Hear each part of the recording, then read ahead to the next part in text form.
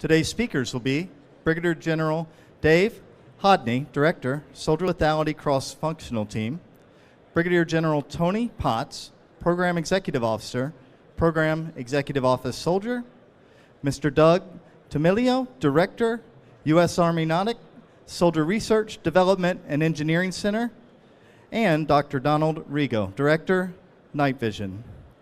Just a reminder, during the question and answer portion, if you have a question, please wait until the microphone is in your hand before proceeding. At this time, let's welcome Brigadier General Hodne. It's great to be here at my second AUSA in this duty position. My name is Dave Hodne. I'm the director of the Soldier Lethality Cross-Functional Team, and I'm also the Chief of Infantry at Fort Benning, Georgia. So it's great to be here and see this team out here. So a few things I'd like to highlight. A lot of progress has been achieved just in the last 12 months since the previous AUSA. In fact, there were some aspects of last year's AUSA where some would say what we were pursuing was unachievable. And I would tell you those impossibilities are on the floor here today. So I'm real proud of what Army Futures Command has fielded and what we've done in concert with our team here, because it's important work on behalf of our soldiers. So I want to start with that. Before I introduce my teammates here, there's been no change to the goal of the Soldier Lethality Cross-Functional Team. We remain committed to treating the soldier and the squad as a system and providing them the focus they need to achieve overmatch against our near-peer adversaries. We're focused on the close combat force. The close combat force remains the same military occupational specialties we described last year: our infantry, our cavalry scouts, our combat engineers, and their accompanying forward observers and combat medics.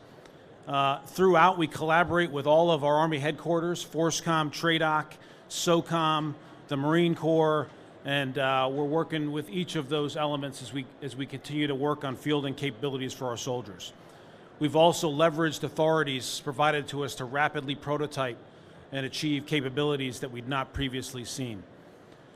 The Soldier Lethality Cross-Functional Team remains focused on a number of components of lethality. The first, of course, is the lethality afforded by weapons, munitions, fire control devices. That goes without saying. The other things and kind of the implied tasks associated with lethality are our mobility. So we're very focused on soldiers' load, weight, power considerations. Communications is obviously critical to lethality. You can't lead if you can't communicate. You can't be lethal or apply lethal effects without being able to communicate to your fellow soldiers. Situational awareness, your ability to leverage sensors, displays, and data that was previously unavailable to the soldier and squad at the speed of information is really important. Protection, survivability, signature management, and then lastly, training and human performance. You just listened to General Gervais talk from the synthetic training environment. That's certainly part of it. But there's other aspects of how we integrate systems. And Tony Potts is going to talk about adaptive soldier architecture and other things we're leveraging that are going to increase the performance of our soldiers. And lastly, we're exploring the realm of modeling squad performance and how we can evaluate readiness at levels previously, limited to the company and above in our reporting systems.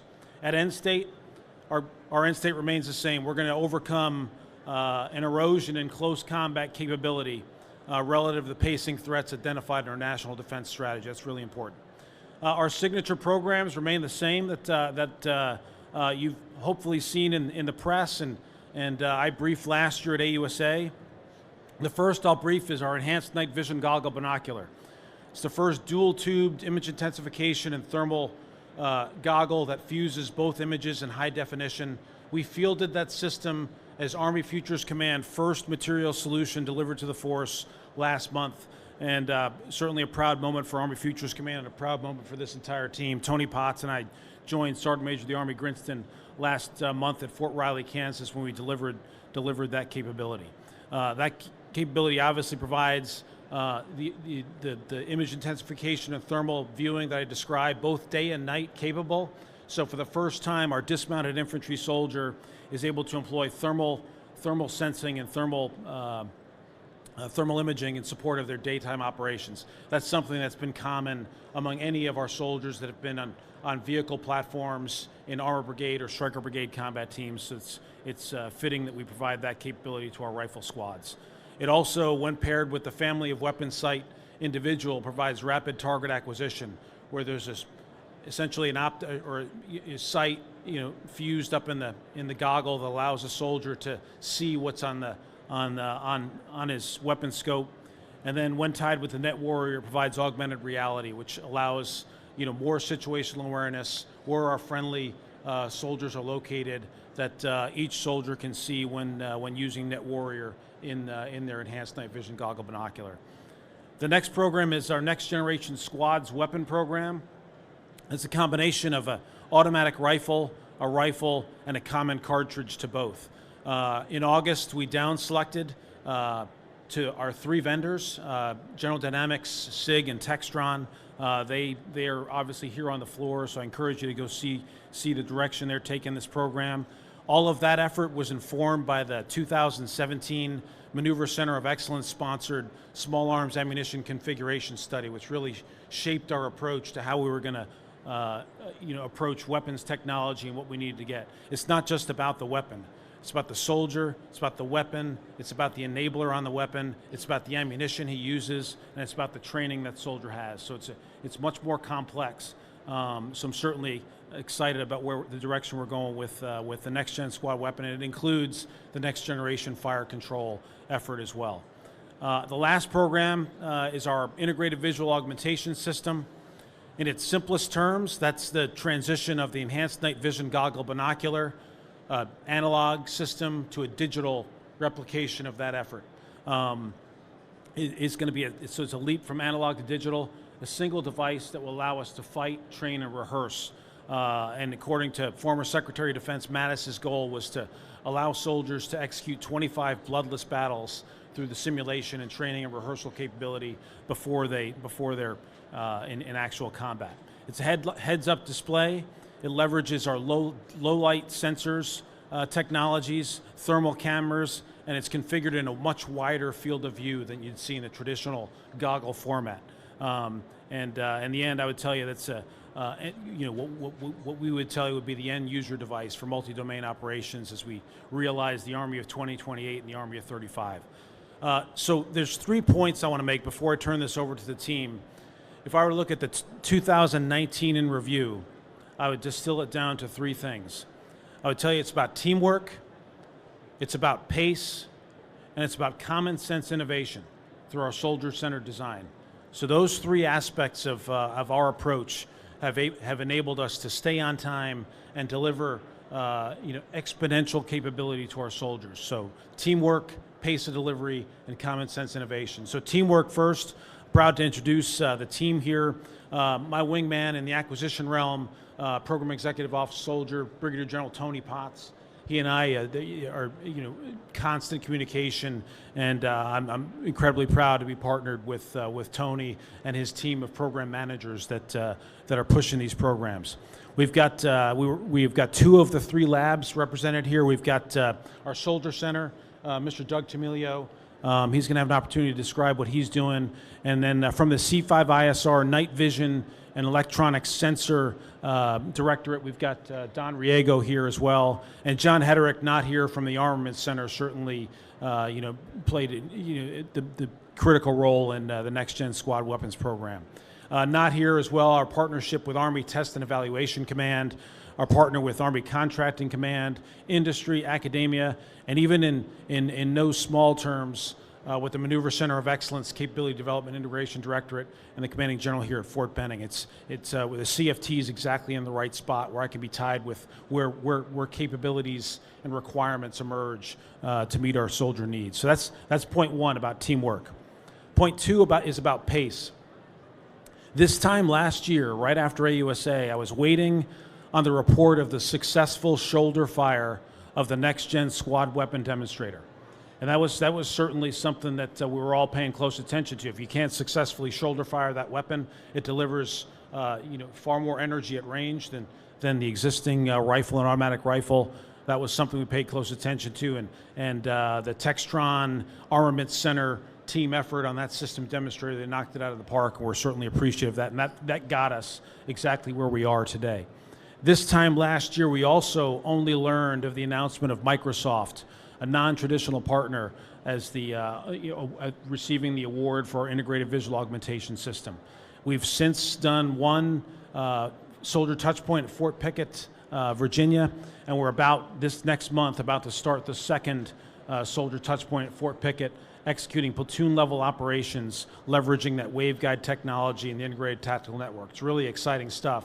And next July, we'll test the first ruggedized military form factor of that in company-level operations, which is a pretty essential portion of that. With our ENVGB, 22 months from the Vice Chief of Staff of the Army, then Vice Chief of Staff of the Army, General McConville, approving the requirement to Army Futures Command, delivering that capability to soldiers at Fort Riley, Kansas. That's a record time, less than 2 years. And I would tell you that, again, I'm going to echo, some said that these milestones were unachievable. And there was, you can't wring your hands and roll your sleeves at the same time. This team rolls their sleeves and is focused on delivering capability.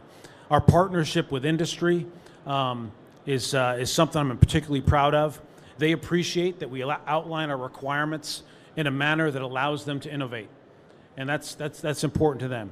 They also appreciate, and I appreciate, that both sides of the fence stay on schedule. And there's no better way to, ensure trust and ensure delivery by doing that. And the last thing I'll talk about is, before I hand it over to Brigadier General Potts, is what I described as common sense innovation. The secret sauce of our approach has been soldier-centered design. So with every one of our programs, from the ENVGB, the first, when the first time our vendor provided the ENVGB to soldiers, we've done 11 soldier touch points, and that system changed over time. Soldiers provide that common sense feedback, and they're not ashamed to provide any feedback on what they don't like about the system or what they love about the system. And when we hear those comments, it's very helpful for us to make sure we get it right. We've had, throughout our soldier touch points, we've had units from U.S. Army Forces Command, we've had units from U.S. Army Special Operations Command, and we've had the Marine Corps supporting us throughout this endeavor. With our integrated visual augmentation system, we've had over 5,000 hours of soldier feedback informing the direction we're taking with that program. We've got routinely soldiers executing 3-week sprints at the Microsoft facility in Redmond, and their data collection on that has been integral to informing where we're going. And we're almost at 4,900 hours of soldier feedback on the Next Gen Squad Weapons program.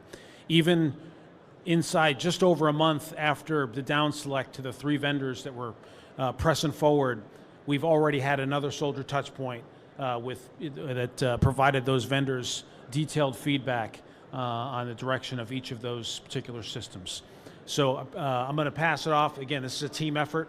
Nothing the CFT does happens solely by the efforts of the CFT. Everything we do is the integrated effort of a synchronized group of team. And again, only about half of the agencies, or less than half of the agencies, are represented here on this table. So I'll turn it over to Tony Potts. Hey, thanks, Dave. So again, I'm Tony Potts. I'm the Program Executive Officer for Soldier. We're obviously talking about 4 of our significant and signature programs that are part of the 31. There's probably about 137 programs at Soldier. So it is a concerted effort. It's a great, Dave is not only a great partner as far as a CFT, but as the Chief of Infantry, it continues to help us across the board. I see other partners here like Don Sando from the IMCO that allows us to bring all this together. And one of the things I think Dave mentioned earlier that I just want to focus on, really 2 major points. One of them is this whole idea of the adaptive squad architecture. And I say that as the material developer because I think it's the cornerstone and the key to the things that we are doing today that are different than the things that we've done in the past. So the way we talk about it is we talk about the soldier as an integrated weapons platform and the squad as an integrated combat platform. And that's important. And it's important because when you're looking at the squad, the total lethality of a squad, versus the capability of an individual system. That begins to change your trade space. And so what it allows us to do is maximize squad level capability. I would tell you that years past, as a PM, whether it was at the 05 level over to 6 level, we were really focused on the JSIDS level requirements. And right, as long as I hit those JSIDS level requirements, I could declare victory, right? Hit cost, schedule, performance, I delivered it. That was great. Then we started having soldiers take a look at it. What happens today is, in partnership with the CFT and really looking at those requirements and concepts, is the ability to bring it in and look at it across the board as a squad and how all of those capabilities or all of those systems integrate together to create an overarching capability. I think one of the lessons we learned out of this, and I use this as an example, is distance was always king when we talk about night vision and night vision sensors. So when we went after the integrated visual augmentation system, we were also going after how far can you see? How far can you see drives, just the physics of it, drives the size of the aperture. But we were convinced that was the right thing for us to do. We've always gone after distance. We were talking about soldiers and about what it does to the aperture and the size. They didn't particularly care for some of the size that we were looking at. And we said, well, unfortunately, to get you the distance, it's going to be about this big. And the soldiers in these touch points that Dave's talking about came back and said, why do you think I need that much distance? And we said, well, that's what we give you. We give you distance. And they said, I don't care about the distance. What I care about is field of view. I need a wider field of view so that I have better situational awareness. I can see around me. And by the way, if you're going to put a synthetic training capability in here, I need to see my world larger so that I get full capability, cognitive capability of those type of synthetic training we walked into. That's very interesting. So we said, oh, okay, that's interesting. And so Dave and I got to talking about it, about how do you change this thing, but yet how do we maintain some of the capability to distance because we still want to target at distance? Well, then we have this system called Family of Weapon Sights Individual, which will see thermally out to 900 meters.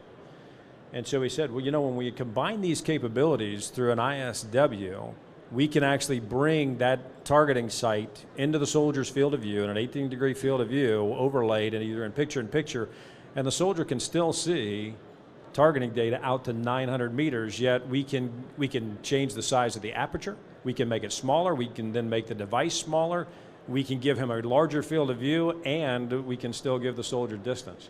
Now, if you're only doing one product at a time, that type of discussion never takes place. It is only through the design to an adaptive squad architecture where we are really defining with industry or with our industry partners, and we've had a couple ASA meetings, and the ASA is about all the ICDs, the electrical, the mechanical, the physical. It's also about the software, having software development kits, so that with our industry partners, what we are creating is an ecosystem. Now here's what changes. What changes is what I like to refer to as capability in the white space. And what that really means is I can lay out on a piece of paper and I can show you, here's what an ENVGB can do. Here are all of its attributes. And if I give that to a soldier in and of itself, it is one of the greatest capabilities that we've ever given to our soldiers. I can lay out an FWSI and I can say this is the attributes. And giving it to the soldier still gives them a greater capability than they've ever had on that weapon system. But now, and I can do that for other things. I can look at our soldier-borne sensors and I can say now we have a platoon level ISR. And in a platoon level ISR, I've got one person that controls it and I got one person that sees the feed, but I still have platoon level ISR. Now what happens when I tie all that together with an architecture where I can share the data, where I understand how to pass power, where I understand how to do all these things? I can now take the white space in between those products and suddenly I have a thing called rapid target acquisition, to where I can bring the targeting data from an FWSI into the visual picture of an ENVGB, and now we've given a soldier rapid target acquisition. A soldier actually no longer really needs to shoulder his weapon to be able to have excellent targeting data. You don't get that unless you do some type of an architecture and you really look at the squad as an integrated combat platform. Now we can start making trades, and if we all build, if our industry partners are building with us to this adaptive squad architecture, the answer is going to be there is going to be a lot of capability in the white space, and it's going to be capability that's not a named program of record. It is going to be a capability that is derived by putting an architecture together and sharing this whole entire digital architecture across a squad. And we're finding that's going to make us powerful. Now imagine now this small UAS that flies, if I no longer have to have one controller, if I can now control it because I'm using a singular type software in a processor, and I can tell it where to go, I can tell it what to look at, and then I can bring that back into any of my sensors, whether it's an ENVGB or whether it's an IVAS. I can now share squad level ISR across an entire squad without creating another program in the Army to try to hook all this stuff together. That's what's going to make us far more powerful. That's what's going to make the dollars. And by the way, with us doing that, we the government owning that adaptive squad architecture, that infrastructure and that architecture, what we will do, I believe, for our companies and our partners out there is we're going to free up your resources. I don't need you to build that infrastructure, and I don't need you to build the architecture. What I need you to build is the capability that will reside within that infrastructure and architecture. So instead of spending 60–70% of your dollars building infrastructure and architecture and 40% building capability, spend the bulk of your money building us capability. We will be powerful together doing that. Last thing I'll talk about to bring this in is our soldier integration facility. We are in the process of standing our SIF up. The SIF is part of an ecosystem that goes from, it is our close combat squad ecosystem. So and Doug Tamilio on his side, they're standing up their sprint facility. They have the Master E where we are looking at soldier performance. On the other side, Dave Hodne's got, and Don Sando, so they've got, well, help me out, the Maneuver Battle Lab. So, and in the middle, we will bring in this integration facility where we are going to operationalize the technical aspects of what we do. And collectively, it's a continuum across the ecosystem that we will work to evaluate requirements, operational concepts, and make sure we get it right before we start to actually develop the program. So with that, I'm going to turn this over to Doug Tamilio, my battle buddy. Thank you, Tony. Hey, so I want to thank Dave Hodne for inviting us up here today, because it is about the team, and that doesn't happen often. And so I run the Soldier Center up at NSRDEC, headquartered at NSRDEC, Mass. For those who were here for the last briefing for Steve, you saw Matt Clark. Matt works for me down in Orlando. So you can see there's a good integration and synergy between the two that he mentioned earlier. But I want to mention the Soldier Lethality S&T team that I think is important, because it's not just the Soldier Center and it's not just C5ISR. My good friend back there, Dr. Picante, who I saw slide in. So Phil runs, obviously, the Army Research Lab, but that research is the underpinnings for everything that I do and what they do over in Night Vision and what John Hedderich does. So hats off to to Phil. They don't get the credit they deserve half the time for the basic research that they do. So we also have John Hedderich at the Armament Center. John couldn't be here today, so I'm going to fill in for John a little bit. So if I'm off on weapons, you can talk to John about that. And then Don's going to talk as part of C5ISR. He's going to talk about the situational awareness. So if you paid attention, he was talking about the LOEs that we support. One of the accomplishments that happened in the last couple of years that I think has really focused the S&T work is an ICD for soldier lethality. And so that's been a long time coming, and we've broken that down into 6 LOEs that we're kind of bucketing our S&T under. I'm going to talk 5 of those, Don's going to talk 1. So I'm going to start off with lethality, and this is really John Hederich's area, but the significant accomplishment that can't be overlooked here is the next generation squad weapons technology. Not just the actual weapon, but the technology that came with that. That technology has been working for a long time. Back when I was a PM of Soldier Weapons a long time ago, we were still dealing with some of that technology. But they actually brought that to bear, which is huge for our Army, because that's going to enable industry, and it really sets the pace for what we want out of these weapons. With that, though, you've got to have the ammunition. And so the projectile, the lethal mechanism, that's been transferred over, the general purpose round anyways. Another significant accomplishment has been we are at TR level 5 for the fire control. Because I think you mentioned earlier that having the weapon system of itself is great, But if you can't hit the target downrange first round, it's probably insignificant, right? You need that capability, and that's really going to take that weapon system with the capability it's going to have and the lethality up to another notch. The other thing that we're doing is barrel life technologies. We're trying to increase the barrel life of some of these weapons. We know they're going to go through probably barrels quicker than we used to see. And of course, suppression technologies, very important. Next thing I'll talk about is LOE's training in human performance. So one of our flagship programs is Mastery. And so this program is all about really providing our squad leaders, platoon leaders, company commanders at the lower echelon level, both cognitive and physical status of their soldiers at any time. And we've come a long way with that. This is a OSD plussed up program.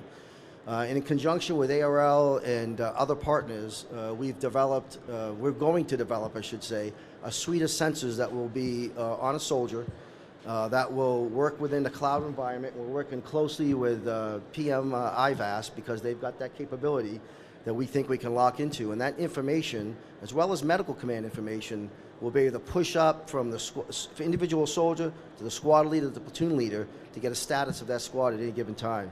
I think that's always going to give us increased capability in training, but also in combat operations. Okay, mobility, another area that we're focused on. So really there's two main focus areas here. One is physical augmentation. You know it as exoskeletons. If you go around the corner, Lockheed Martin has a couple out there they're demonstrating. So what we've done in exoskeletons is that we've asked industry to provide the best that they have out there today. And we've taken them, and we talked about soldier touch points. We've done 5 major touch points with the 10th Mountain Division. We've got hundreds of hours of data from those soldiers on what they like and what they dislike, don't like. And so what we're finding is that the technology is close, but we're not there yet. We still have to focus on really 2 key aspects. One is mobility for our infantry soldiers, but it can't be overburdening and it can't weigh too much, or they won't be able to carry it when they get to the next point. And the other is the physical load, this heavy weight. I talked about it last year when I briefed. The ability of a 7.7 crew to lift a 98-pound projectile all day long, that's kind of a hard task. And so we're looking at passive and ways they could do that. So we're going to have, for industry here, we're going to have an industry call here shortly for our next iteration of that.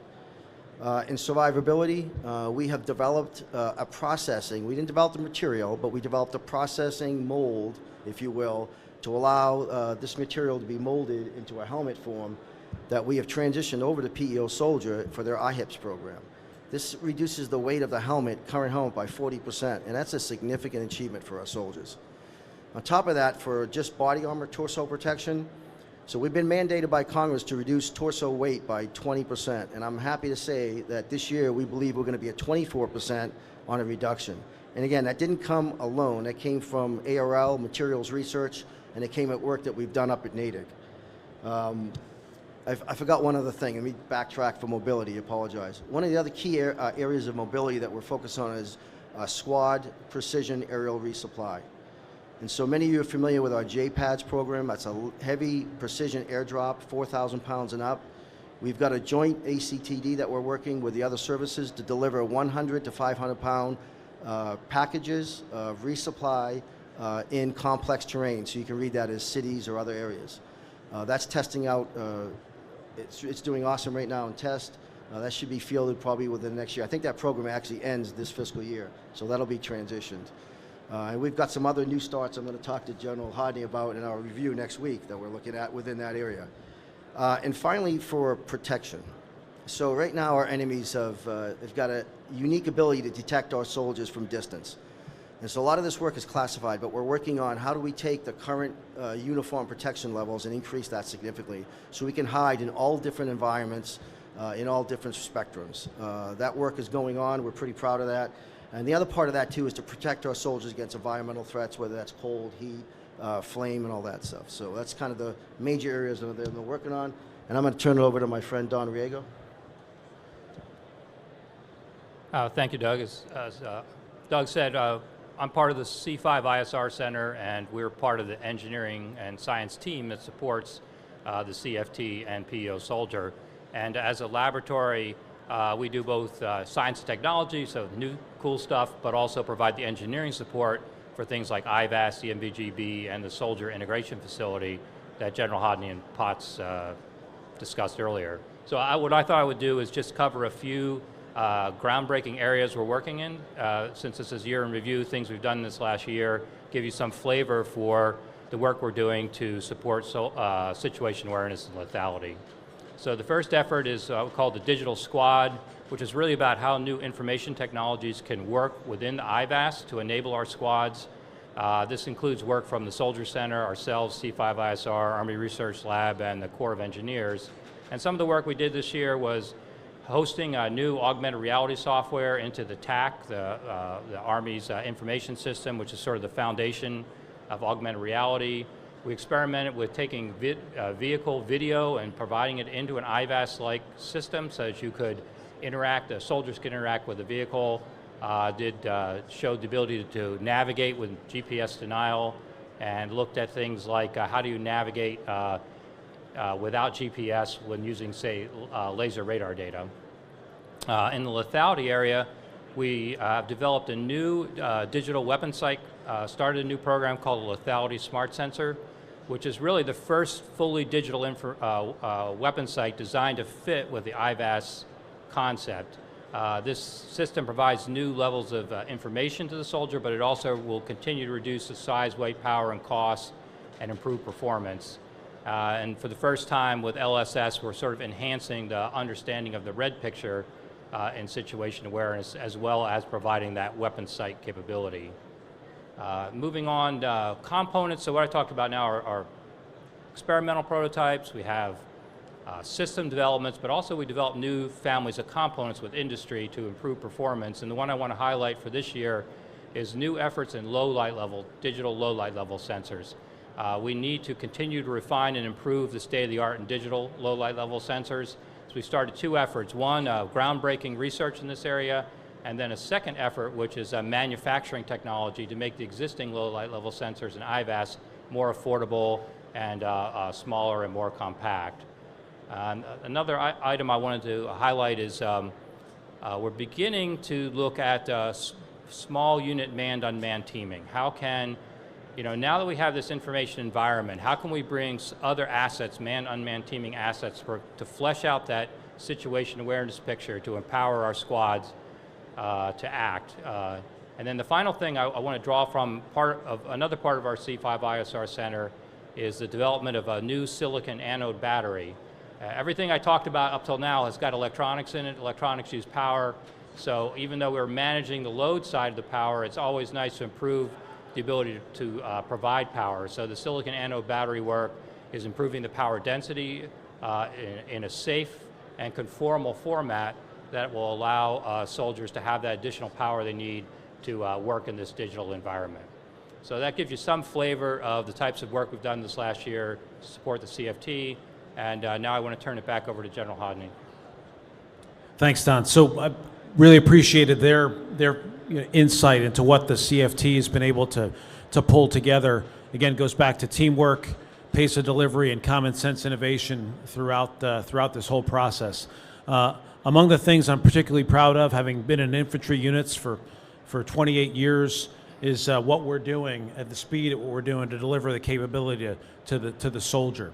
By the Army of 2028, and that's, the Secretary mentioned it yesterday in his opening comments, by the Army of 2028, the soldier lethality CFT capabilities we're pursuing right now will be very much part of that Army. And that's something that this entire team is incredibly proud of.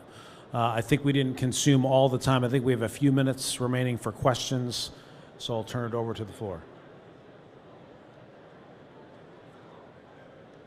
And also, if we run it, there's a 1,500 media roundtable, I think, for the CFT as well. Gentlemen, Ray Compton. With soldier lethality being fast-paced and cross with PNT, STE, network, and I'm using the example of IVAS, how are you addressing the risk and challenges of system integration? Oh, that's great. So, thanks for cueing me on that. So the one I failed to mention as part of this team, my fellow CFT directors and their partnered program executive officers, their partnered laboratories. So we host a board of directors specific to IVAS that certainly unpacks a lot of other opportunities. So that includes the Next Gen Combat Vehicle, CFT. That includes obviously the synthetic training environment. We're partnered closely at every opportunity. It also includes the future vertical lift cross-functional team because of the potential we see in that arena as well. And of course, it includes the network CFT, General Gallagher and Bassett, that are part of this. So that coordination happens routinely through CFT channels within Army Futures Command, and then crosstalk among the program executive offices and internal to the labs is important.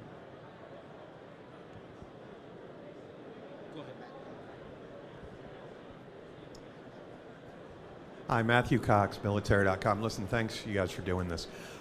So could you bring us up to date as far as the next generation squad weapon testing of, okay, so when you're going to get the next generation squad fire control, and so when you're going to get all the prototypes, and when soldiers are going to start testing those both together? And also, I'm sure you're doing this, but are you, there are some soldiers that carry grenade launchers connected to their weapons. Is that involved in the testing? And what kind of, have you done that already? And is that, you gotten any feedback on that as far as how it affects the ergonomics of these weapons? Hi, Matt. How you doing today? I'm good. How are you? I think that was 10 questions. Sorry. Is what that was. We don't get you guys that often. And so Matt, what we'll do for the most of that, why don't we? I'll bring that. Let's do that at the press conference this afternoon. I don't know if you're going to be able to be there. Or I'll talk because that's a long explanation. So what we had to do with all of the vendors, right, is demonstrated that they meet the threshold of capability that we need in the weapon systems as described by the CFT. So we know that all vendors that have been selected to move forward meet those thresholds. We are also testing out, because we use a smart rail system on there, that all the systems that a soldier needs to utilize, that they utilize today, that we have the capability to utilize those systems on our next generation weapons. We're like General Hodne mentioned last week, we were firing the weapons. So we're already firing the prototype weapons.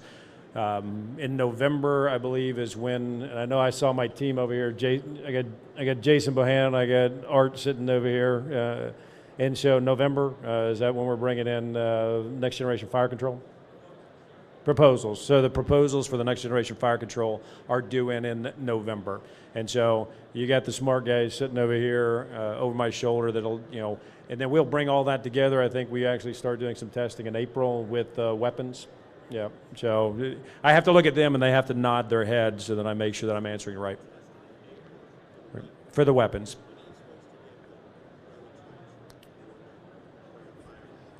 For the fire control, so the question that he asked was, when are we supposed to get the prototypes for the fire control? And I'm going to look back at my team again. So they're telling me January. That was what the answer I got was. And we'll marry up the weapons and the fire control, and then we'll go into testing in April.